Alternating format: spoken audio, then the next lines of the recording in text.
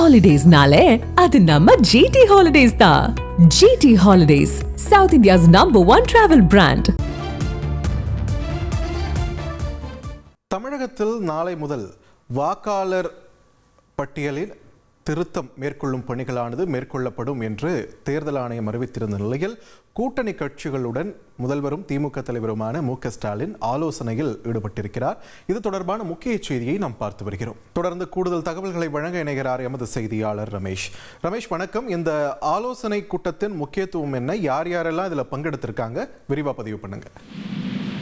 தேர்தல் ஆணையம் மேற்கொள்ள உள்ள வாக்காளர் பட்டியல் சிறப்பு தீவிரம் திருத்தம் தொடர்பா முதலமைச்சர் மு.க.ஸ்டாலின் தலைமையில திமுக கூட்டணி கட்சிகள் ஆலோசனை கூட்டம் திமுகவின் தலைமை அலுவலகமான அண்ணா அறிவாலயத்தில் நடைபெற்று வருகிறது.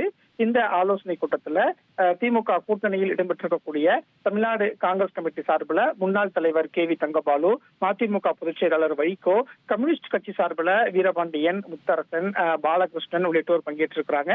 இதே மாதிரி இந்திய யூனியன் முஸ்லிம் லீக் கட்சி, கொங்குநாடு மக்கள் தேசிய கட்சி, விடுதலை சிறுத்தைகள் கட்சி சார்பில் ரவிக்குமார் MP அப்படின்னு திமுக கூட்டணியில இடம்பெற்றிருக்கக்கூடிய அனைத்து கட்சியினுடைய பிரதிநிதிகளும் பங்கேற்றிருக்கிறாங்க. ஏற்கனவே பீகார்ல வாக்காளர் பட்டியல் சிறப்பு திருத்தம் மேற்கொள்ளப்பட்ட போது அங்க வாக்காளர்கள் முறைகேடு நடந்திருக்கிறதா பல்வேறு குற்றச்சாட்டுகளை திமுக உள்ளிட்ட எதிர்கட்சிகள் கடுமையா விமர்சனத்தை முன் வச்சிருந்தாங்க.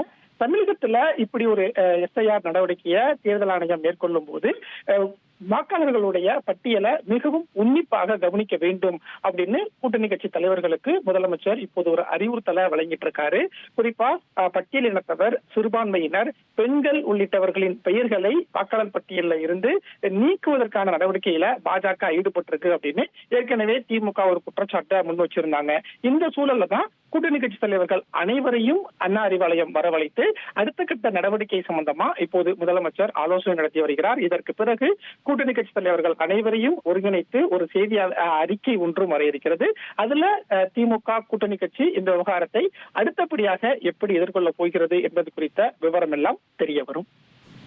நன்றி ரமேஷ், உங்கள் விரிவான தகவல்களுக்கு. ஹாலிடேஸ்னாலே அது நம்ம ஜிடி ஹாலிடேஸ் தான். GT holidays, south India's #1 travel brand.